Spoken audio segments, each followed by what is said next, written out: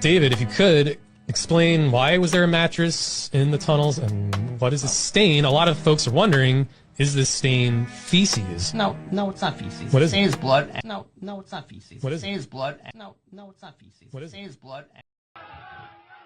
The discovery of a secret tunnel eventually led to a massive brawl inside a 100-year-old synagogue in Brooklyn, New York.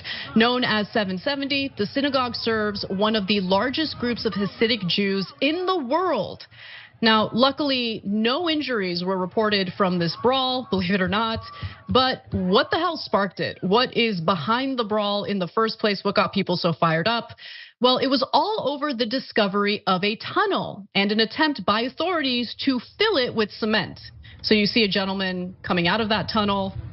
This isn't in the Middle East, guys. This is in Brooklyn, okay? This is in Brooklyn. If you haven't heard by now of what I call Mattress Gate or Tunnel Gate, there is a big scandal in New York City. Chaos broke out inside of a Jewish synagogue because of a massive tunnel that was discovered under this historic site in New York City. And when authorities tried to shut it down, sheer chaos ensued from these Jewish guys using it. Wild footage is circulating online showing a frenetic scene Monday at the Chabad Lubavitch World Headquarters in Brooklyn's Crown Heights, serving as the meeting location and place of worship for Orthodox Jews in that area. And it all has to do with this hidden tunnel.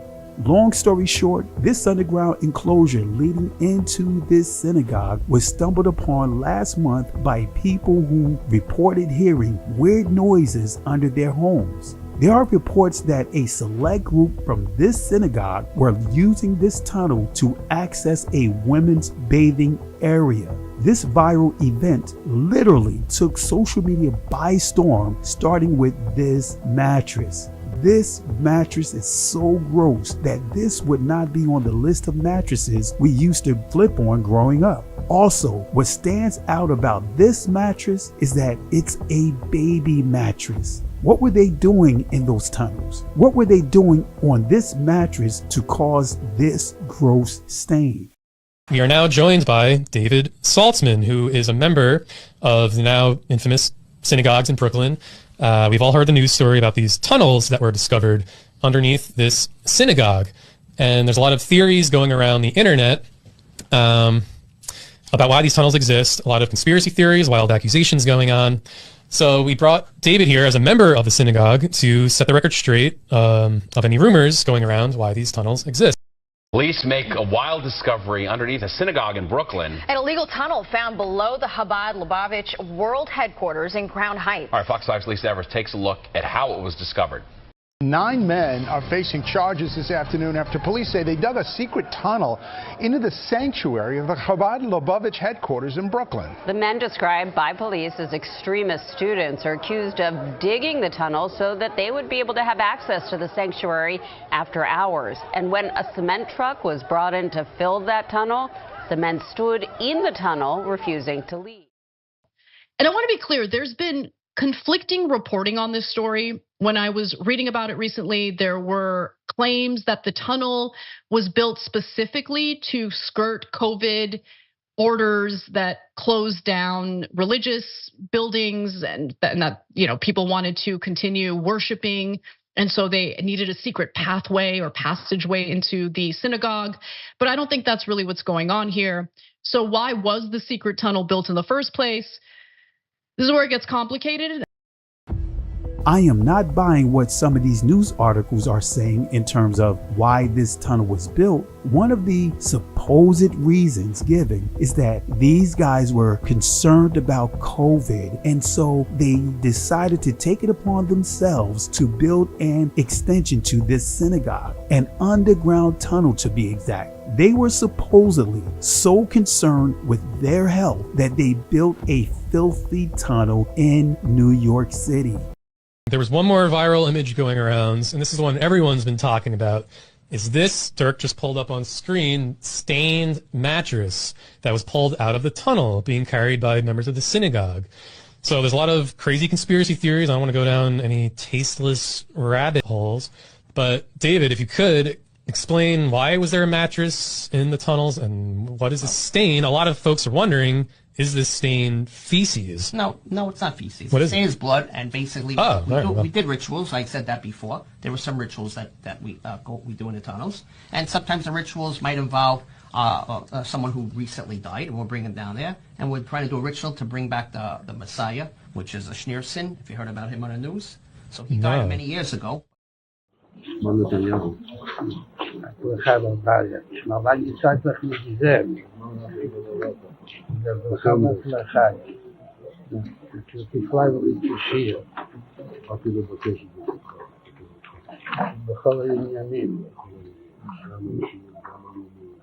בזמן שישראל לאחרונה נמצאות מתקסו כמה עניינים. מה שרואה עוד, וגם מטו שעדיין משאיר ליבו. אז הייתה משהו ומה ידיעתו. הכנראה שהיא מספיק, כאילו שהיום כבר כמה שעות בגלל עדיין ליבו. אבל יש עוד כמה שעות, אבל יש להשתדל גם היום, בצורה טובה. יש שמחה וטוב לבוא. כדי שחסידים מקפידים שכל עניינים יהיו בשמחה. בצורה טובה, הצלחה רבה. In New York City, 20,000 Hasidic Jews still keep traditions which have remained unaltered for centuries. They are called the Lubavitch Chabad.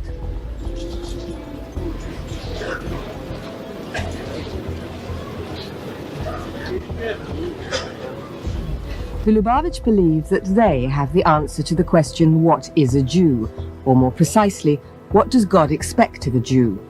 God expects that a Jew should be someone who sticks rigidly to orthodox practices and to a fundamentalist reading of the Jewish Bible, the Torah.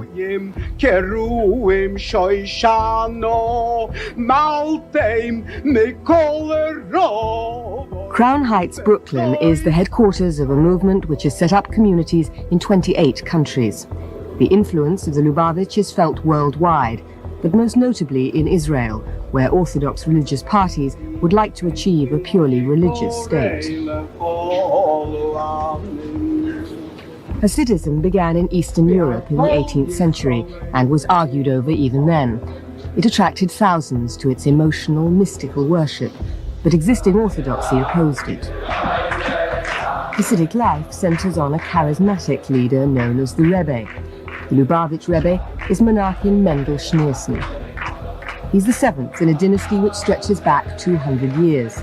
He is revered by his followers as father, guru, king, miracle worker, perhaps even Messiah. This action makes clear that Title VI of the Civil Rights Act, which prohibits the federal funding of universities and other institutions that engage in discrimination, applies to institutions that traffic in anti-Semitic hate. So this is a very powerful document that we're signing today, and it's been a very big story over the last number of days when they heard. As you know, they had almost universal support in Congress, and yet they didn't get it done. And this has gone on for years and years. They've almost had universal support, but there was always a roadblock. But this year there's no roadblock because I'm doing it myself. It's much easier.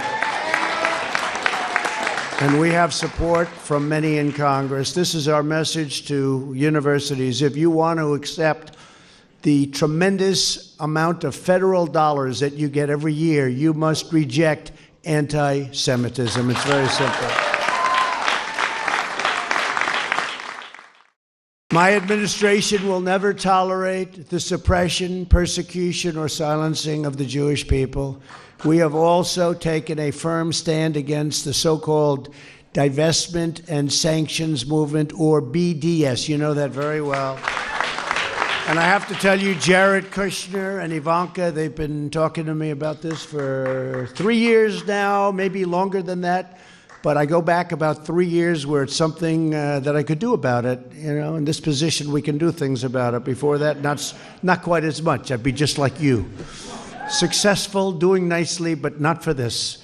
But they've been talking from the beginning of the administration. They've been bringing this up. And we forcefully condemn this anti-Semitic campaign against the State of Israel and its citizens. You just like me because my daughter happens to be Jewish, right? She has a great husband, Jared, and I'll tell you what, Ivanka could not be happier, and she's very proud. The only bad news, I can't get her on Saturday. I call and call. I can't speak to my daughter anymore on Saturday, but that's okay. Oh, beautiful. That's beautiful.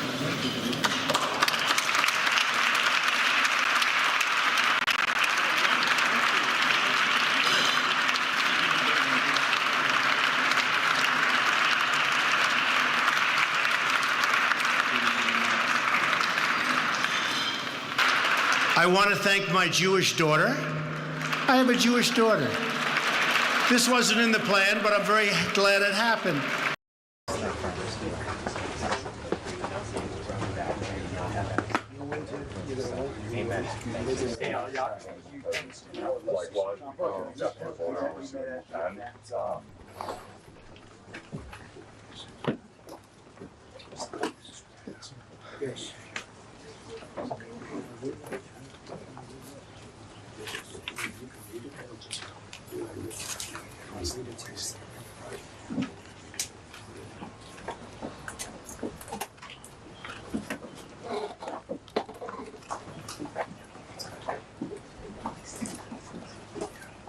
According to the source, Trump was pushed by his daughter Ivanka and son-in-law Jared Kushner to join the faith. At first, Trump resisted, stating it would threaten his base of evangelical Christian voters. However, he had a change of heart and officially converted in early 2017. Should we do that on camera? Absolutely. Sure.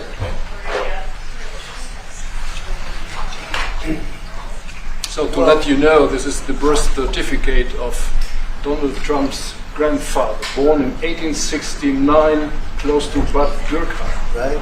Yeah. That's called and serious. his Christian name was Friedrich. Right? That's serious German. Serious German. That's serious German. Bad Dürkheim is serious German. But I want to thank you very much for, first of all, I want to thank you for that. That's my pleasure. Thank you very much. Thank you again. Fantastic. We'll put it up in a place of honor. Yeah. Maybe we can, let's see, to put it up there someplace. It's an honor to have you. As you know, the Chancellor just won a great election, very, very strong election. Very respected man. I can tell you, we've been on the phone many times talking about some of the problems of the world outside of Germany. And it's very sad what's going on. We both feel that way. What's going on with Russia, Ukraine, and other things we talk about, but Russia, Ukraine in particular. I'd like to see it end, and maybe it'll end, but we get some news, there'll be some fighting. Something happened a couple of days ago, and now they do a return, and here it goes. It's not good. He's unhappy about it, I'm unhappy about it, but I think eventually we're going to be successful in stopping the bloodshed. It's pure bloodshed. 5,000-6,000 young soldiers a week are being killed. You know that those numbers we know the numbers. They're staggering. They're staggering numbers. But Chancellor, I just want to congratulate you, and I want to welcome you to the Oval Office. Thank you. It's an Oval Office that's in very good shape. We like fixing things up and having them tippy-top like they have in Germany. They do that in Germany very much, and we do it here. We're having a very good run. I also had a great election, great win, won everything. Won the popular vote, all 7 swing states, which is a big deal. Yeah. It's pretty unusual to do that. And we have a great mandate from the people, and part of our mandate is we're going to have a great relationship with your country. And sometimes the rituals might involve someone who recently died, and we'll bring them down there. And we're trying to do a ritual to bring back the Messiah, which is a Schneerson, if you heard about him on the news. So he died many years ago, but we have rituals that we believe we can bring him back. And so how do these rituals work? Was that work? the main guy who was sort of instructing on the tunnels? Well, that was a long time. He's like the head. He's the head rabbi, and he's the guy that we look for direction. Right, and the news was saying that he is potentially not passed on. Right, that's right. So we don't know that, so we try to do rituals to try to bring him back. Correct, exactly. So how do these, can you explain the rituals and why does it involve a mattress? I don't want to go into the details of the rituals, but basically we don't put the body on the floor, we put the body on the mattress, and sometimes we might make an incision somewhere on the body and a little bit of blood will come out. But I don't want to go into the details. Yeah, that's fair. Well, you mentioned when we talked on the phone that you brought a book with you. Yes. Is this? Yes, this is the type of book I bought, and this is the type of book that describes different types of rituals and things of that nature. So how does that, can you explain the book? Well, it's too detailed to go through the book. It's a detailed book, but I suggest if you have a chance and you want to get the book, you can read it. The Book of Living and Dying. Yes, the Tibetan Book of Living and Dying. So where did you guys learn? You guys use this for the rituals? Is this an ancient Judaism thing? No, we use some different books, and this is one of the books. So how did you learn of this, though? Again, through other members. Okay. And you don't want to get into the ritual at all? So you're laying someone, who are these bodies that you're putting on the mattress? These are basically members of the synagogue who recently passed away. Oh. So they're dead. Right, they're already dead. Oh. And you missed that part, Tony?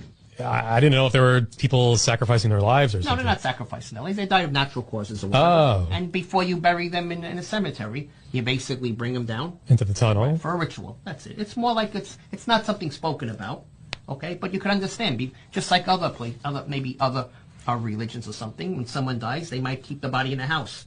Yeah, you can do that. Yeah, same idea. So it would be no different than some other religion keeping a dead body in a house for a couple of days.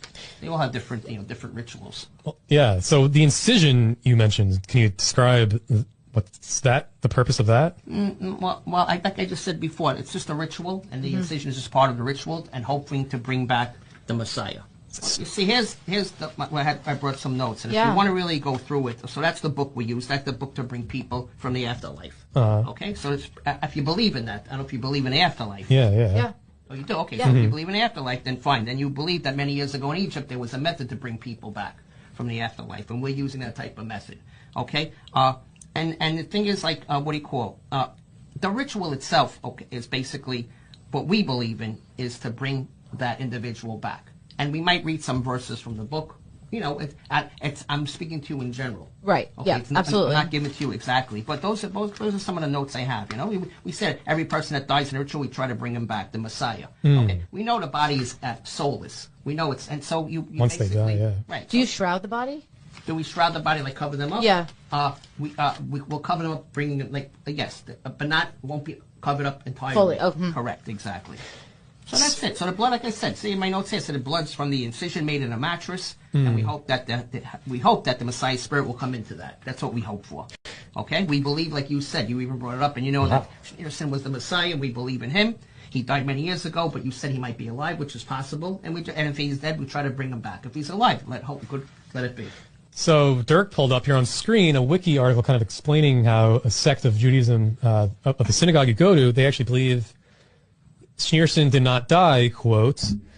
So is it possible? Right. Some believe that. Here's the whole thing. Remember, within the synagogue, within the members, not everyone has the same exact belief. Right. Okay. So there is different levels of Judaism, and there are different levels of Christianity, and there are different levels of everything. So not everyone is considered like when you say Jewish, there are some very religious Jews and some moderate Jews, so forth, and so not everyone has the same exact belief. Some believe that he's dead, some believe he's alive. Right. So you're trying to bring him back with this ritual. Some believe he is back.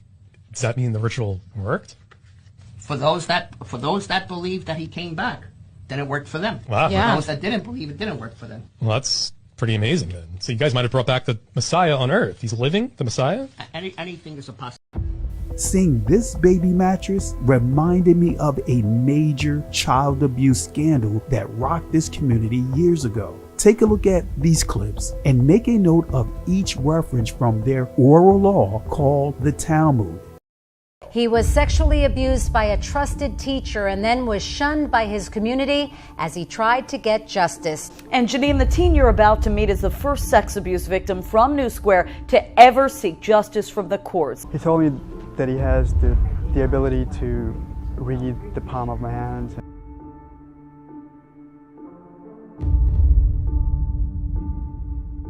Yossi's life coach started to read other parts of his body. That ritualistic abuse, Yossi says, dragged on 3 times a week for 4 agonizing months, each time Taubenfeld ordering him to stay silent.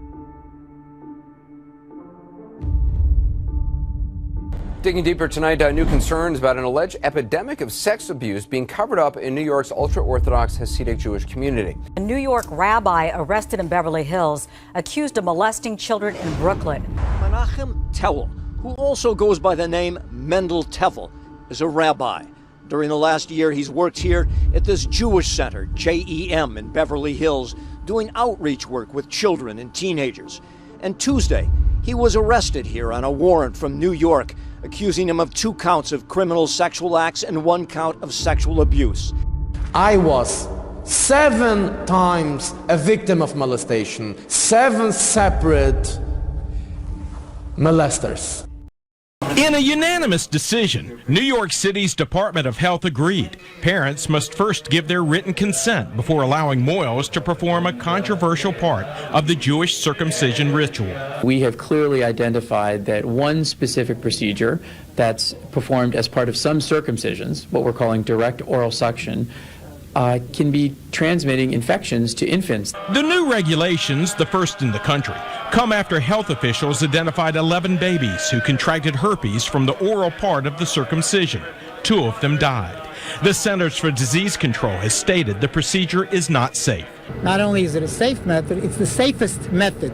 Rabbi William Handler calls this a direct attack on the ultra-Orthodox Jewish community and its customs, and says government is overstepping its bounds.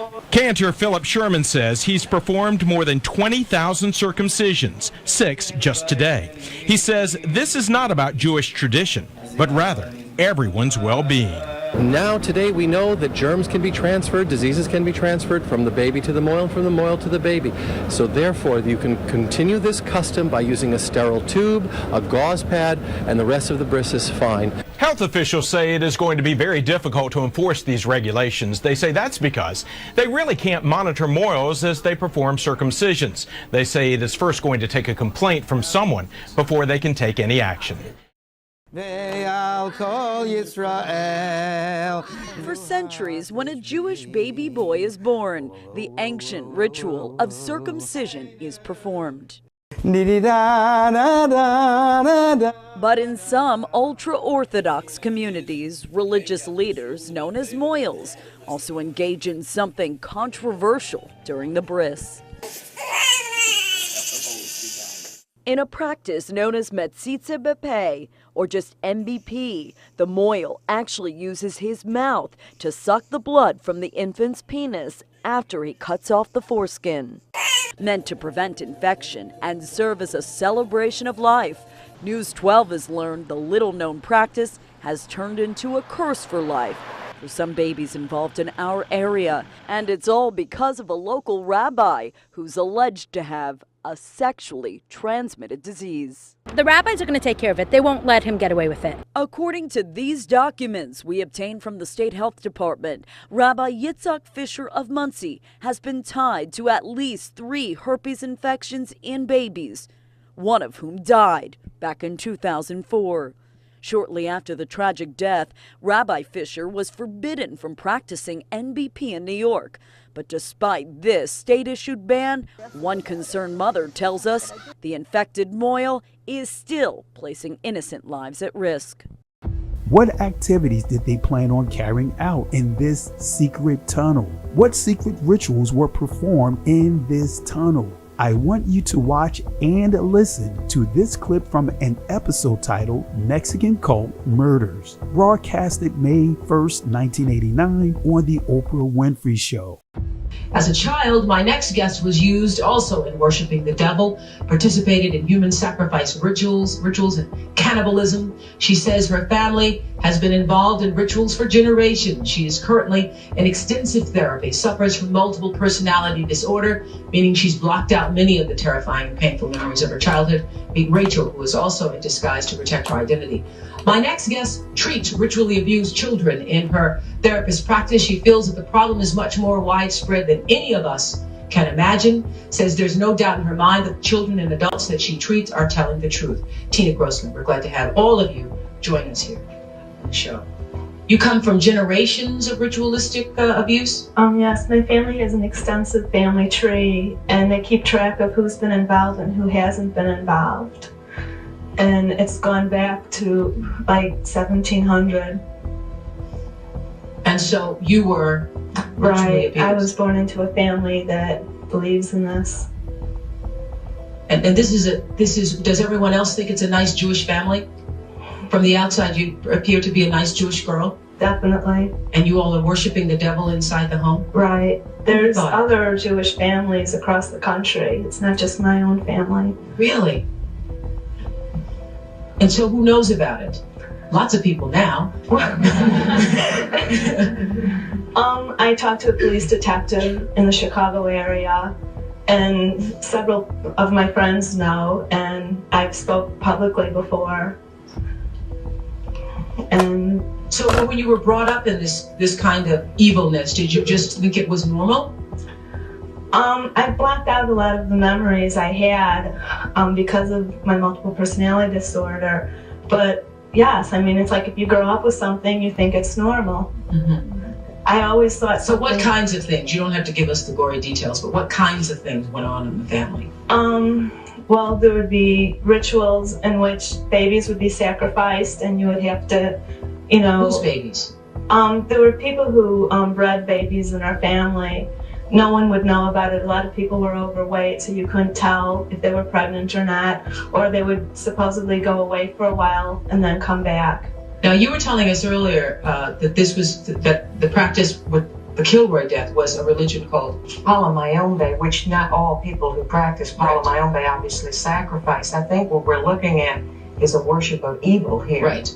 Taking normal or standard religions and converting them to the worship of evil. Right. And I just want to emphasize that you don't have to be Caribbean to do it. No. Yes. The other thing I want to point out, not all Jewish people sacrifice babies. I mean, that's not a very typical thing. I just want to point that out. This is the first time I heard of any Jewish people sacrificing babies. So I live in Brooklyn about 30 years. I'm a member of the Rabbi Synagogue, which is in Crown Heights, Brooklyn. I've been a member there for 20 years. And I just wanted to come on a show to basically set the record straight. There's a lot of rumors. The tunnels, they existed. One of the reasons they exist is because it's more like a spy system. And what I mean by spy system is if we dig the tunnels deep enough and going underneath many different buildings, then when we go into tunnels, we're able to basically listen more carefully to what neighbors are saying.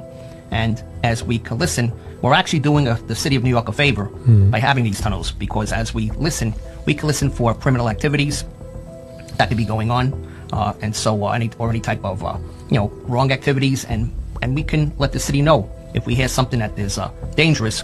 We can let the NYPD know, and they can do what they have to do afterwards. Yeah, like if there are any terrorists around, you listen for them to make sure. Yeah, right. So you're actually keeping our city safe. Yeah. Yes. Well, thank you for your service. You're welcome. So, in these spy tunnels, what kind of buildings are you listening to? So when basically listening to the neighbors' buildings, because these tunnels go out to the different neighbors, and there's a whole bunch of buildings nearby, and we're just listening to what neighbors are saying, and the tunnels give us good access and good hearing, and we can hear everything neighbors are saying. They don't realize it, so they're speaking freely. Yeah, that's smart. And so it sounds like David and the crew are actually helping you out. You walk the streets. You're a lady of the night. Yeah. No. So that's actually nice. You're much safer now, I guess, thanks to these tunnels. And David, you could have saved your life. We don't even know it yet. That's right. Reasons or anything else? Another reason is it's called GCT. Do you know what that is? GCT? Yeah. No. It's called Goy Conversion Therapy. It's what? Goy Conversion Therapy. Goy Conversion Therapy? What is that? So that's basically in the tunnels when we basically speak verses from the Torah and different biblical verses. The sound resonates through the grates. It goes through the tunnel, through the grates, and up into the ground. And there are people walking. Now, when people hear these things, to them, they don't see. They just hear. And it's more like subliminal. They're walking and listening to messages. These messages, you can call it subliminal advertising, and it's basically multiple reasons. One, it tries to convert non-religious Jews to be more religious. Try to convert non-Jews to convert maybe to Judaism, or to make them think that we, the Jews, are the chosen people. Yeah, yeah. Well, that is an important message we want to get out to our audience, that the Jews are the chosen people. So the way this works, I mean, this is interesting to me. You said it's GCT, Goy Conversion Therapy. Yes. So you're speaking through the sewers, you said subliminally? Yeah, well, as we read, the messages go through the grates, Hmm. and they go into the air, and anybody walking by will hear these sounds, but they don't see anything. They're only listening to them. Yeah. So it's kind of going to their subconscious, you said? Right, subliminal, going through their subconscious. So this is intentional, or do you guys ever, like, how did you guys come to create this method? A few members got together and discussed it and decided that there would be one way of getting messages across without having to actually have someone stand in front of you. The tunnels exist still. So what you might have heard on the news is that they filled it, but they didn't fill all of the tunnels. They probably just filled certain pieces of the tunnel, because the tunnels are extensive. It's an extensive system. Really? So they might have just filled pieces of it. Yeah. Okay. How extensive are they? They run through, I would say, not just on our street, but they run across the street, underneath the street, and they run into other streets. And so I wouldn't say they're not miles long, but they run in different directions and a few hundred feet long. Mm-hmm. Yeah, wow, that's pretty amazing. It sounds like they're bigger than we initially thought. Initial reports were kind of like that it was only like 60 feet or so, but it sounds like Yeah, it's the news said 60 feet long by 8 wide by 5 tall. So it sounds like maybe the cops that broke in didn't even see the whole depth of how deep it really goes. Right, they probably didn't. They didn't see the entire depth, and the same thing with the news. They don't see everything. Hmm. It's just sometimes the news people aren't even in the tunnel. They're taking information from someone else, from a third party. So that's why you can't always believe in the news and what you're reading, because it's not always accurate. Hmm. I mean, you'll find tunnels in upstate New York. You'll find tunnels in Florida, in Boca Raton, Florida. You'll find some tunnels in Miami. So you'll find tunnels in a number of different areas throughout the U.S. So this isn't even like an anomaly in New York. You guys are doing this in everywhere you guys go. Yeah, you'll find them in different Jewish communities throughout the U.S. That's pretty cool. Yeah. I mean, it's something interesting. I think it's interesting. I mean, do these tunnels connect in between cities, or is that something you really can't? No, they're just really independent. Oh, okay. They're independent. Okay. They don't connect from city to city. And what is the community like now after all of this has broken loose and all the media? How are you able to now go in and do your worship or whatever it is you need to do there with all of this disruption? I mean, right now it's disruptive, so it's a little bit hard. But as soon as things calm down and it's out of the news, it'll be back to normal. Yeah. Okay. Yeah, it must have disrupted kind of your flow with the tunnels, all this drama. Yeah, all those police officers. But now it did. That was scary. But like anything, like the news. Things are in the news for a couple of days, and then after that, you don't hear from it. Yeah. Dirk, so we actually have a video of footage taken from one of the police officers, as we just mentioned, who went into the tunnels. So Dirk's pulling up on screen here. So this is actually footage taken from one of the police officers that recently broke into the synagogue tunnel system. And let's see, and David could show us around, I guess. Well, okay, so let me hear you, what you're looking at. Yeah, pause it a second. Okay. Dirk, yeah, so what was... I mean, if you go through, if you see the video itself, you can see, I mean, right here you have just a room you can keep storage, you can keep there's food in a box if you see. Maybe that's something of what we ate down there and we left the food there. So you can see when going down there to eat something, and then when we're done, we'll just leave it in a box. So you get the general idea. Yeah, that's kind of nice. All right. Papers and so forth. Yeah, I mean, it looks kind of cool, actually. So let's continue playing here. So now we're walking through. Yeah, if you see anything you want us to stop on that's notable. Right, so that's it. So then he's going down deeper underground. Okay, and you'll find different spots. You'll see different... Pause it here, actually. Right, so I mean, what you can see here is you can see, like, it looks like further down, like, digging, like he was going to... I mean, not saying we did, but thinking of possibly putting some type of pool or something down there, some water down there, and you can see it gets deeper. Okay, but it was filled in for some reason, so we didn't go through that. Yeah, a pool would have been fun. Like a nighttime pool. Like, every time I went into a pool at night, it was always the best. So like a pool in a tunnel would actually be really kind of atmospheric and romantic. Yeah, it's a cool vibe. And is that the word that you would... Do you use the word tunnel? Is there a special name for it? Well, I mean that's what the media uses, but you know. Yeah, you have your own. Right, we have our own. But I mean, other than that, that's what I mean, from definition of what you know, that's what a tunnel would look like. Right, an underground system. Yeah, but is this more of like a sacred, holy spot for you guys? Right. Or? So that's right, more to that. Right, correct. Okay. Exactly. So it's not really just like a tunnel to you guys. This is like a holy spot. Right. Correct. It's more for us, more holy, but people wouldn't understand it. That most people understand the word tunnel. True. They would understand that. Like you would understand tunnel. You wouldn't understand if I went through details. It'd go beyond what you know. So it's easy just to say tunnels. Right. All right. Yeah. Let's keep playing through this. Let's see if there's anything else notable here. Looks like they have like clothes on a... Pause it here. So you see clothes put down there. I mean, it depends on what's going on and what the situation is. Maybe changing of clothes for certain rituals and so forth, and you're just leaving the clothes down. Are there bathrooms down there? Well, if you look before, if you look before the video started, there was some bathrooms. Oh, okay. Yeah, I think I actually did see stalls, bathroom stalls. All right, let's keep playing through. And so is the tunnel area just as sacred as what upstairs is? Well, there's parts of the tunnel area that are sacred for rituals and so forth, yes. Interesting. All right, let's continue through. Let's pause it here. All right, yeah. Like what's actually it's a little blurry. I can't really see myself what Yeah, it's hard to tell. Right. I mean, if you're looking, I mean, that looks like a baby chair or something. Yeah. Over there. So I mean, like I said before, sometimes we'll bring children down if they're crying and we don't want the child to interrupt the services, so we bring them down there. So where would you guys kind of eat? You mentioned like a spa too. Where would that usually take place? Is that in this video or no? I mean, you could eat wherever you want to eat. It's not that's a certain particular area, but wherever you feel like congregating and eating, you can. Is it for men and women? Mainly the men are separate. The men are all in the tunnels. There's no women down there. All right, let's continue here.